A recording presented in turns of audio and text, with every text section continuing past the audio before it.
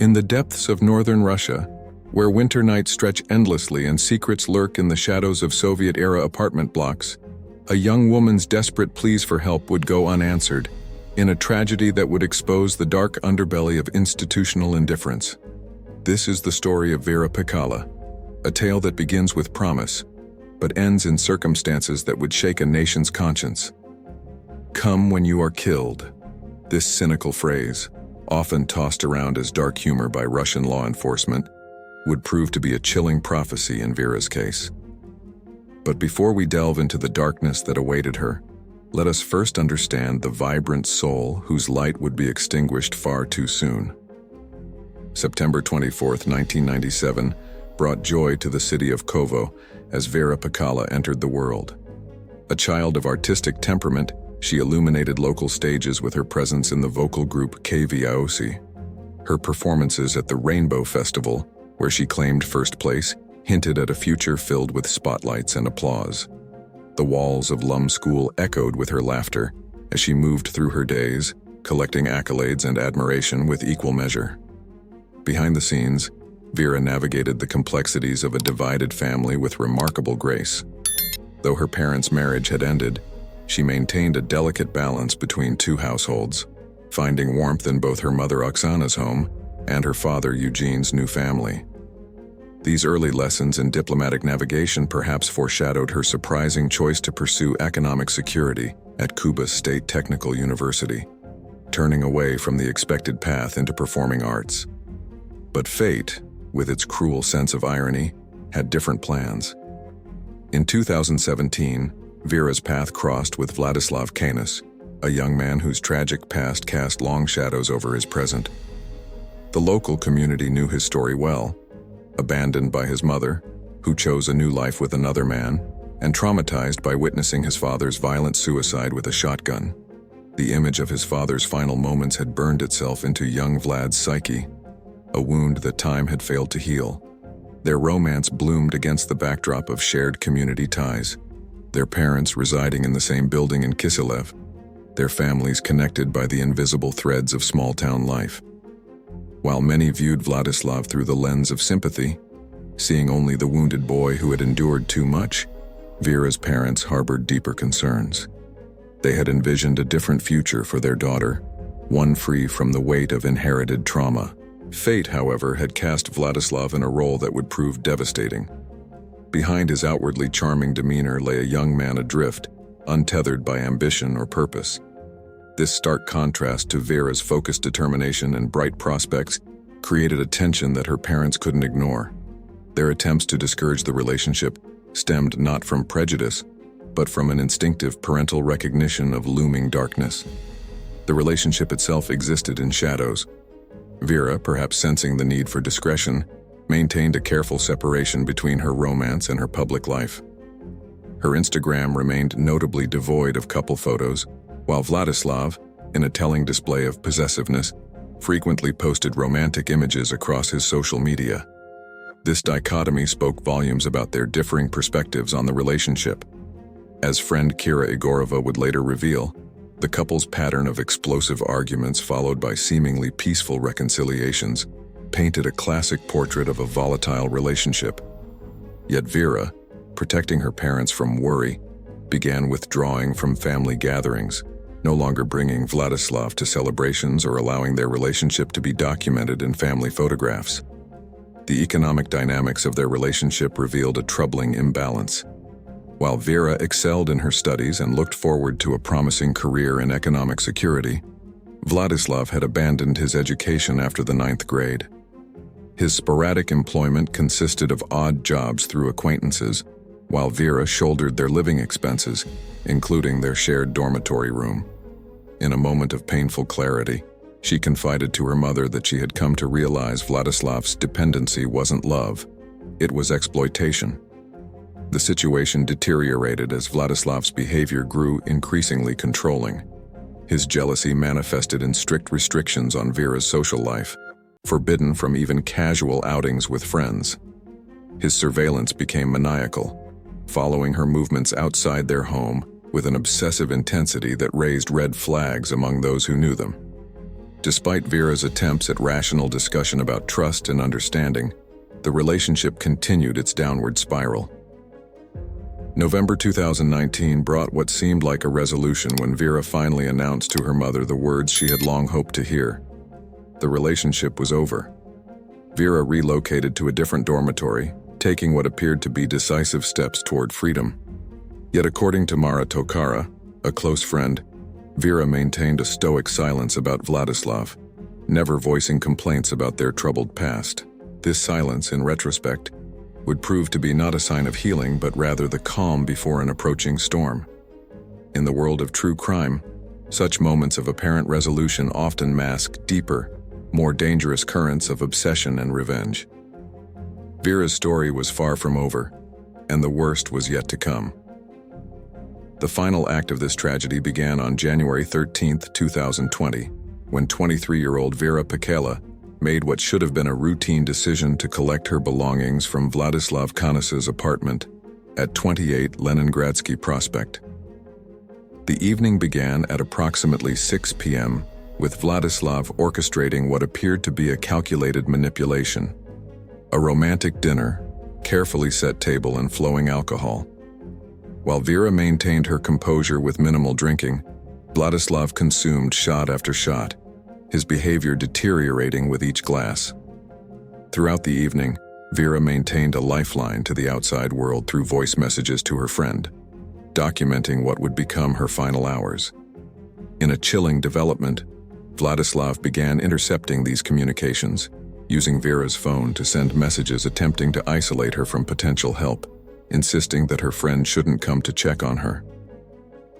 The situation escalated as Vladislav's intoxicated state fueled his paranoid accusations. His voice rising to dangerous levels, he berated Vera with vulgar accusations of infidelity, repeatedly insisting he had evidence of another relationship. The psychological manipulation that her mother had long feared was now playing out in real time. In his subsequent police interview, Vladislav attempted to construct a narrative of self-defense, claiming Vera had initiated physical violence with 5 blows to the groin area and 8 strikes to the face. His statement, carefully worded to position himself as the victim, would later be scrutinized against the physical evidence and witness accounts. As the clock ticked past midnight into January 14, 2020, the residents of the apartment complex became unwitting witnesses to horror. The 7th floor erupted with a woman's desperate screams for help, piercing through the walls and shocking awake the neighboring apartments. What followed was a devastating example of systematic failure. For over an hour, concerned neighbors repeatedly called police and emergency services. Their pleas met with bureaucratic indifference and claims of unavailable units. The true horror lay in the fact that emergency service operators could hear Vera's frantic screams through the phone calls, yet still failed to mobilize an immediate response. These crucial minutes, ticking away while help remained absent, would later become the focus of intense scrutiny and public outrage. The tragedy unfolding at 28 Leningradsky Prospect that night revealed a premeditated horror. Moments before Vera's arrival, Vladislav had made a chilling phone call to his brother, openly declaring his murderous intentions.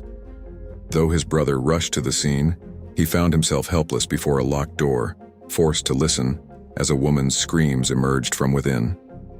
When first responders finally breached the apartment, they encountered a scene of unspeakable violence. Vladislav's brother, the first to enter, discovered a dwelling transformed into a crime scene, personal belongings scattered chaotically, and Vera's body on the floor, her face discolored orange-red, blood visible around her mouth. Vladislav himself was found in the bathroom, knife in hand, engaging in disturbed self-dialogue. The killer's subsequent statement revealed the cold calculation behind his actions. "I wanted the silence to come. I did not think about her suffering. She screamed, insulted me during our conflict. Striking her did not please me. Striking her, I didn't like that she was yelling. I wanted her to be quiet." His surrender to authorities came without resistance, a final act of passive compliance after hours of active brutality. The timeline of institutional failure began at 4:52 a.m. when the first emergency call reported a disturbance from apartment 738. By 4:55 a.m., at least 15 concerned citizens had gathered outside, witnessing what would become a case study in systematic negligence. For over 3 hours, while Vera endured sophisticated torture at the hands of her former boyfriend, law enforcement demonstrated a level of indifference that would later demand its own investigation. The haunting words, "Vera, I'm sorry, I love you very much," echoing through the hallway after the screams finally ceased, offered a grotesque epilogue to hours of unanswered pleas for help. The neighbors' eventual forced entry came too late. They found Vera in a pool of blood, beyond saving, after enduring hours of torture. This case transcended individual tragedy to expose a broader systemic failure. While the criminal's capture and inevitable punishment would follow established protocol, the more profound question lingered. How could a system designed to protect citizens abandon someone so completely during their desperate hours of need? The 3-hour void where civil servants chose inaction over duty became as much a part of this crime as the physical violence itself. The systematic breakdown of emergency response that night unfolds with devastating precision. At 4:52 a.m., when Major Mikhail Bischoff and Captain Dmitry Tetin received the initial disturbance call, they cited ongoing week-long exercises involving 60 to 70 officers as the reason for their inability to respond. This explanation would later prove insufficient to justify the total abandonment of emergency response duties. By 4:58 a.m., Major Mikhail Balashov, the shift superintendent, began a series of futile attempts to secure assistance. His calls for reinforcements met with consistent refusal, while desperate neighbors continued flooding emergency lines with pleas for intervention. The emergency dispatch office encountered a wall of excuses from traffic police inspectors, claims of jurisdictional limitations, vehicle maintenance issues, and fuel shortages.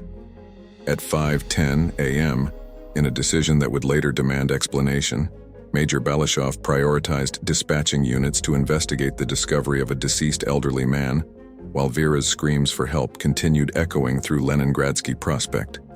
The transfer of responsibility to Captain Dmitry Tretin at 5:21 a.m. brought no improvement in response. Perhaps most chilling was Officer Maria Dunava's recorded conversation at 5:28 a.m. Her casual laughter while reporting that 15 citizens were attempting to breach the apartment door, coupled with her dismissive, "All right, everything's fine, it's okay," while Vera's screams continued, would become emblematic of the institutional indifference that sealed Vera's fate. The critical window for intervention stretched until 6:35 a.m., when citizens finally procured a metal crowbar and took action themselves. The scene they discovered, Vera's lifeless body surrounded by blood-smeared walls and floors, stood as a testament to hours of methodical torture that law enforcement had chosen to ignore. Even after the discovery of Vera's body, police response remained notably absent, requiring neighbors to make yet another emergency call. This methodical documentation of institutional failure reveals not just a series of missed opportunities, but a systematic breakdown in the fundamental covenant between law enforcement and citizens. Each timestamp represents a moment when professional duty yielded to indifference, when sworn protectors chose inaction over intervention, and when every principle of public service was abandoned in favor of bureaucratic excuse-making. The depth of institutional failure became even more apparent when emergency services, finally responding to reports of Vera's death, took another 50 minutes to arrive at the scene. This delayed response would become yet another point of scrutiny in the subsequent investigation. In February 2021, the trial proceedings began against 23-year-old Vladislav Kanas. His courtroom account attempted to minimize the brutality of his actions, claiming he had struck Vera only 4 times before strangling her with an iron cord, allegedly intending merely to frighten her and render her unconscious. This version stood in stark contrast to the documented evidence of 3.5 hours of continuous screams heard by neighbors. The forensic evidence painted a devastating portrait of methodical torture. The pathologist's report revealed systematic violence covering nearly every area of Vera's body, with particular concentration on her face. Canas had employed multiple weapons, transitioning from hands and feet to heavy objects, before finally selecting 2 different knives, choosing a sharper blade after the first to inflict 5 additional wounds.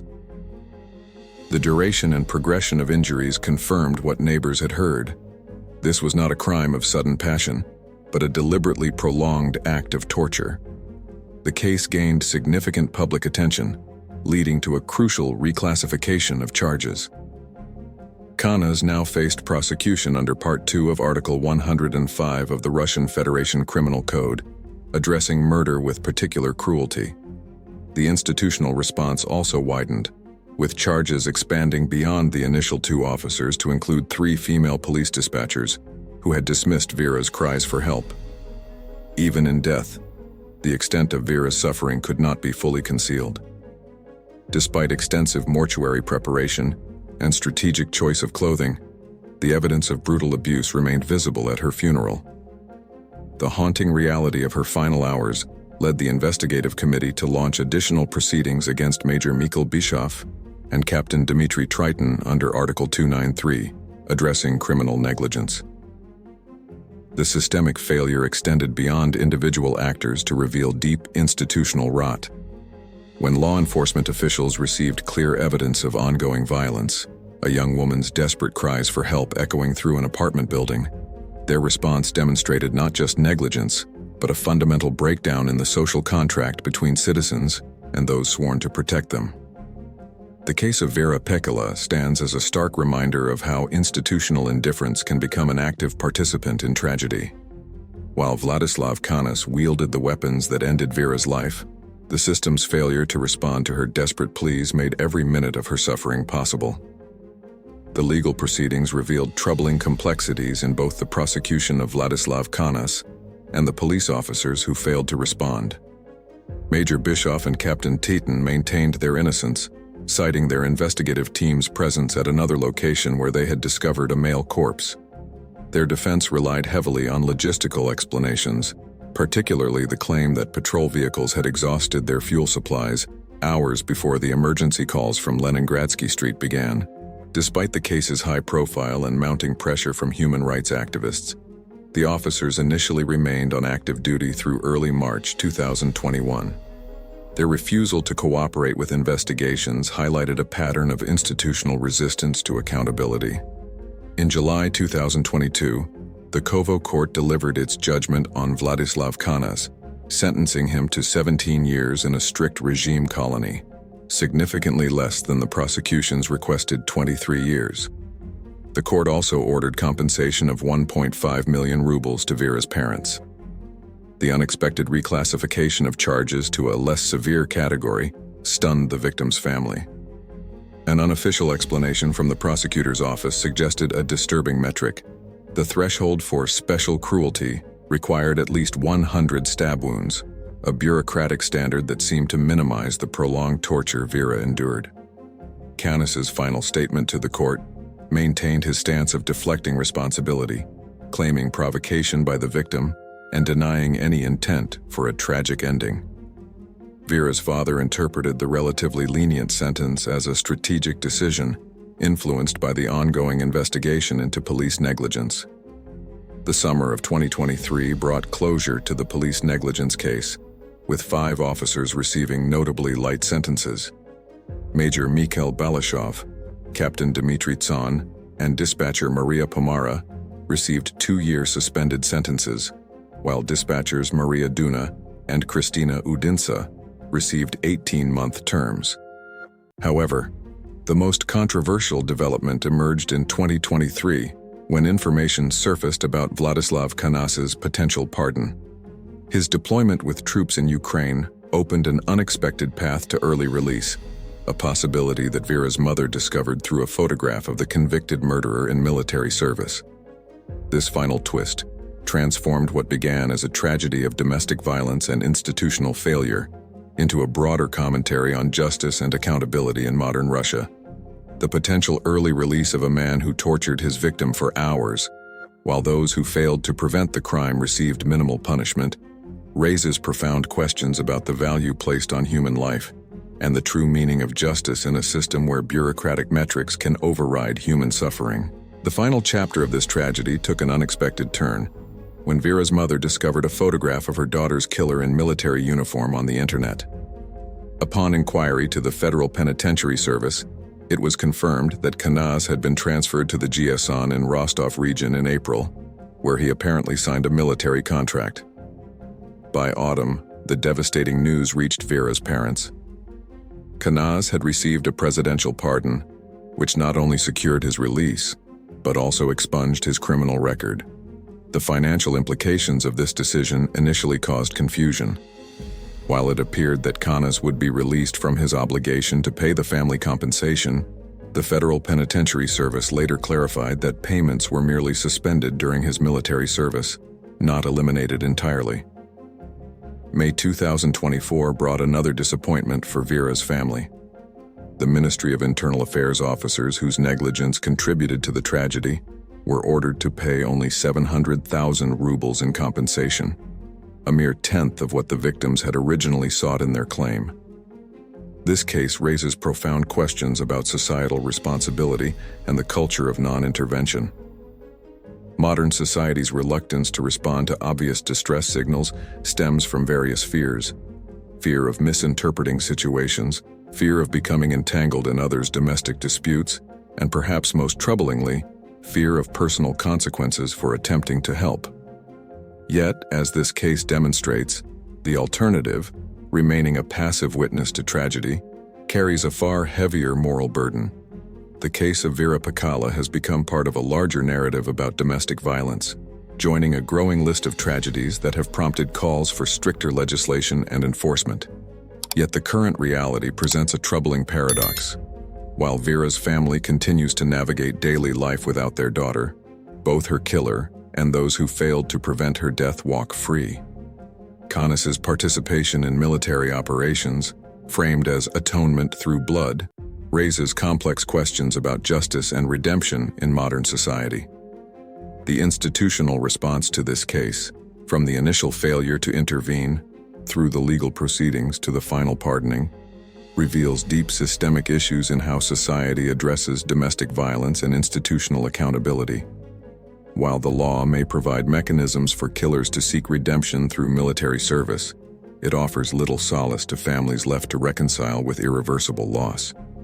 This case stands as a stark reminder that societal progress cannot be measured merely by the existence of laws and systems, but by their effective implementation and the willingness of individuals and institutions to intervene when human life hangs in the balance. The true cost of inaction, as demonstrated by Vera's case, is ultimately paid not just by the immediate victims, but by society as a whole.